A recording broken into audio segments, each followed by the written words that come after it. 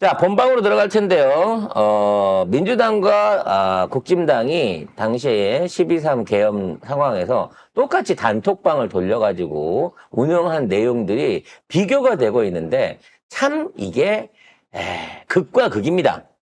자, 민주당 대화방 13분 만에, 그러니까 탄핵 발표 13분 만에 의사당 국회 집결 메시지가 가고 전 의원들이 일사불란하게 국회로 몰려들었는데 반면에 똑같은 단체방을 운영했던 국짐은 우왕좌왕할 수밖에 없었고 결국 나중에 진해가 표결 참여를 못한 원인을 갖다가 국회를 민주당 지지자들이 둘러싸고 아이씨, 확 때려버릴까? 그러니까 국민들이 둘러싸고 아니야. 민주당 지지자들이 둘러싸고 있어갖고 못 들어갔다라고 하는 망언을 또 나경원이 때려주셨습니다. 현저 어머니, 현저 어디 있는지나 밝혀. 현저 제대로 제대한 건 맞아? 아무튼 관련된 뉴스 한번 정리해 볼게요. 네, 윤석열의 12.3 불법계엄 당일 비상계엄 해제에 앞장섰던 더불어민주당 의원들의 일사불란했던 대처가 재조명되고 있습니다. 내용들을 좀 보면 윤석열 담화가 끝나기 1분 전 천준호 전략기획위원장이 먼저 계엄 사실을 알립니다. 그러면서 곧바로 지금 국회로 모여야 한다. 라고 적고 뒤에 이어서 이제 다른 의원들도 지금 국회로 가야 된다라는 의견을 남기고 네, 윤석열이 계엄 선포를 하고 13분 뒤인 밤 10시 41분에 박찬대 원내대표가 첫 지침을 내립니다. 긴급 상황이다. 모두 국회로 집결해달라. 모두 잡히지 않게 하라라고 올리고요. 그리고 그 뒤로 이어서 이제 각자의 상황들을 또 올리는데요. 뭐 수소 충전소로 넘어왔다. 한강 쪽 담을 넘어야 된다. 뭐 국회 뒤쪽으로 돌면 된다. 이런 식으로 통제가 느슨한 곳이 어딘지 실시간으로 정보를 공유하기도 했습니다. 그러니까 어떻게든 들어오기 위해서 그렇죠. 또는 자기 위치를 확인시키고 혹시라도 있을 뭐 체포조라든지 매복조 같은 거를 피할 수 있게끔 이렇게 서로가 노력을 해서 모아지는데 1시간 정도밖에 안 걸렸다는 거죠. 뭐 이재명 대표도 그때 그 생방을 하면서 그러니까 본인 차 안에서 생방을 하면서 이 국회로 진입을 하셨는데 그때 이제 부인이 운전을 하셨다고 하는 얘기가 있더라고요. 네, 김혜경 네. 여사가 맞아요. 운전을 네. 하셨다는 얘기였어요. 부인이 운전하는 차를 타고 만약 그 관용차를 타고 왔으면 또 그거 갖고 쟤네들이 지랄을 했을까요?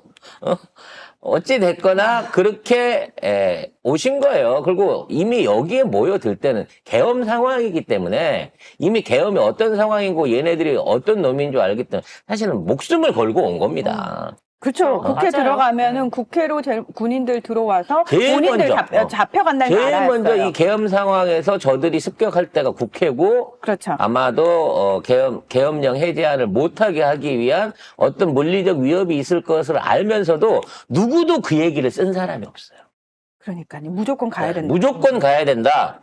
무슨 위기 상황이 있더라도 가야 된다. 라고 얘기를 하지. 이 상황에서 혹시 경찰이 있진 않을까요? 뭐 누가 막지는 않을까요? 뭐 군인들이 있진 않을까요? 이런 얘기를 하는 민주당 의원은 없었다는 거지. 무조건 가야 된다. 그러니까 신장식 의원님은 일단 내가 잡히더라도 사람 많은 데서 잡혀야 되겠다. 왜냐면 알리기 위해서. 알리기 위해서 본인이 끌려가는 걸 직접 보여줘야지. 그래서 일단 나의 체포를 모두에게 알려야 되는 뭐 거잖아요. 이런 개념인 그래서 거죠. 집 앞에 스타벅스로 달려갔대요.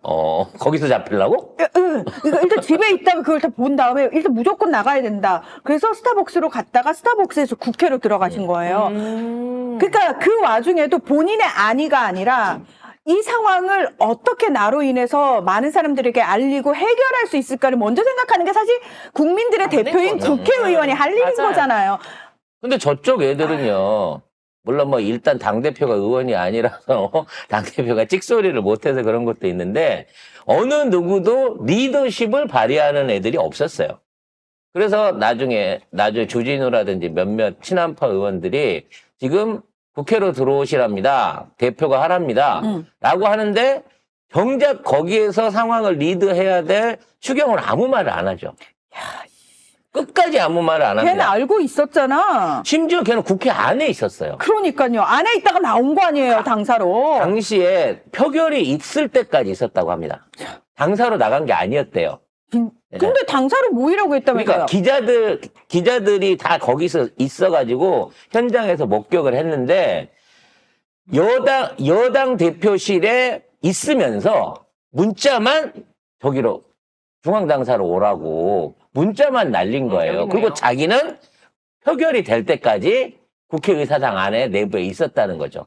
그러면서 지금 못 들어갑니다, 의장님. 30분만 표결을 미뤄주세요. 이런 개수작 문자를 보냈다는 겁니다. 같은 시간대에 박찬대 대표가 빨리 오십시오, 들어오십시오 라고 보낸 문자에는 씹어버리고 익십을 해버리고 오히려 전화를 안 받고 익십을 해버리고 나중에 지가 전화를 걸어갖고 2번이나 전화를 걸어갖고 표결을 미뤄달라는 얘기를 했다는 거야. 근데 정작 걔는 당사에도 있지 않았고 상황이 끝날 때까지 여의도 안에 있었다는 겁니다. 의사당 안에. 그리고 끝난 다음에 나갔다는 거예요. 그래서 기자들이 그걸 보고 더 빡이 돌아서 저 새끼 나쁜 새끼라고 얘기하는 이유가 그거라는 거죠. 추경호가 11시에 문자를 보냅니다. 단체 문자를 보내서 우리 여기서 그 의총할 테니까 비상의총 장소 국회로 와라라고 얘기를 합니다. 그런데 11시 3분에 당 대표실이 국회에서 당사로 변경하는 문자를 보냅니다. 그러면서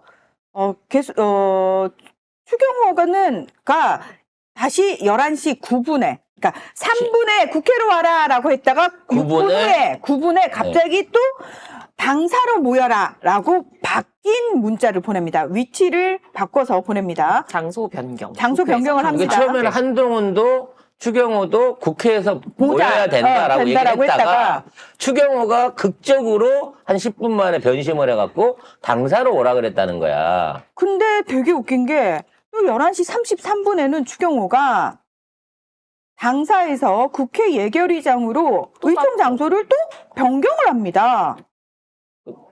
그러니까 왔다리 갔다리 하는 거예요. 왔다리 갔다리를 지금 계속 하고 있는 거예요. 네. 그리고 또다시 바꿉니다. 그러니까 12시 3분에 장소를 또 당사 3층으로 또 바꿉니다. 그러니까 이런 것들을 하는 이유가 아예 못 들어오게 하려는 이유도 있었겠지만 그러니까 국회 안에 와 있거나 오고 있는 의원들의 동선을 계속 일부러 헷갈리게 한 게 아닌가 싶은 생각이 들어요. 이렇게 한 걸까요? 그러니까 한지아 의원은 그때 저기 걔 한동훈 옆에 같이 있었던 그 대변인이잖아요. 한지아가 12시 5분에 군인들 본청 들어오려고 합니다. 라고 보내요. 그러니까 이제 그 밑에 김희정이 연제구죠. 부산. 얘가 집결 장소 명확히 해주시기 바랍니다. 뭔가 혼선이 있다. 밑에 의원들도 막 달아요. 그러면서 한지아가 집결 장소 국회 본회의장 휴게실입니다. 이러는데도 지금 막 헷갈리는데. 밑에는 또 당사로. 또 대표님 지시사항입니다. 본회의장 와주세요. 우재준이 이렇게 보내요. 박정화가 국회 본회의장으로 오셔야 됩니다. 이러고 막 난리를 쳐요. 밑에 막. 그래서 사실 이거는 본인들의 어떤 그 계엄 상황이니까 여야가 따로 없는 거거든요. 그렇죠. 여야가 따로 없는 상황에서 여당 국회의원이라도 체포될 수 있는 여지가 있단 말이에요. 어차피 정족수를 죽여야 되는 게 못 채우게 하는 게 목적이라고 하면 그러면 그나마 가장 안전하게 국회의원들이 피신할 수 있고 보호받을 수 있는 국회의사당에 모이는 게 원칙적으로 맞습니다. 그렇죠. 표결을 정리적으로 안 들어오더라도. 근데 얘네들은 애초부터 그걸 하려고 하다가 왔다리 갔다리 하면서 이걸 바꿨고 나경원이나 이 중간에 안 들어온 뻔뻔한 중진들 같은 경우에는 11시경에 이미 11시경에 국회 주변에 있었다는 거예요. 근데 민주당 지지자들이 국회를 둘러싸고 있어갖고 못 들어갔다는 거야. 아니 지금 있는 상황에서 국회의원들이 모여서 표결을 하려고 그러는데 야 민주당 사람이니까 들어가고 국힘당 니들이니까 들어가지 마. 그 구국의 일념으로 나오려고 하는 시민들 중에 누가 그런 사람이 있겠어요. 말도 안 되는 얘기지. 결론적으로는 와서 들어오지도 않을 거면서 어쩌면 오늘 어떻게든 계엄이 있을 거를 사전에 웬만큼 공지를 받고 오히려 계엄 후에 있을 이러한 해제 해제 회의를 못하게 하기 위해서, 국회 안에 정족수를 못 채우게 하기 위해서 얘네들은 고의적으로 방해를 하고 있었던 게 아닌가라는 생각도 든다는 거죠. 아무튼 우리가 지난번 선거는 참 잘한 것 같습니다. 네. 전 아쉬움이 남네요. 조금. 200석을 넘겼으면은 저 내란의 저 지랄하는 것 안 봐도 되는데 저는 그게 천추의 한입니다, 정말. 지금이라도 진짜 이런 말씀드리면 뭐합니다만 이삭줍기를 좀 해야 될 것 같은 상황이 있습니다. 지금 어차피 국짐은 이번 내란에 대한 비호 세력들하고 내란을 반대하고 지금 비주류에서 물려나 있는 친한계 의원들을 비롯해갖고 최소한 20명 이상이 기존에 있는 108명 안에서 떨어져 나와 있는 상황이에요.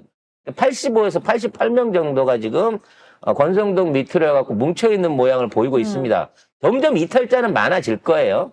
근데 이 이탈자가 많아지긴 하지만 저들이 뭉쳐갖고 어떻게든 끝까지 버텨보겠다라고 하는 방향으로 가고 있다고 치면 지금 있는 상황에서 국진당에서 이탈해 있는 지역구 의원들을 민주당이 대승적인 차원에서 영입하거나 또는 정치적 공조를 할 필요가 있지 않을까라는 생각이 듭니다.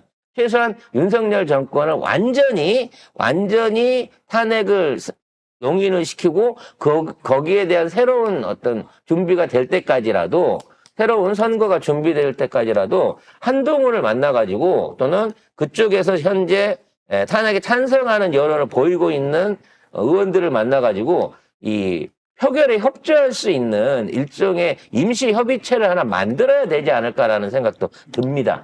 안 그러면 계속해갖고 이 숫자 노름에 정치 노름에 시일만 미뤄지고 빠른 결단이 안 날 것 같다라는 생각도 해봐요.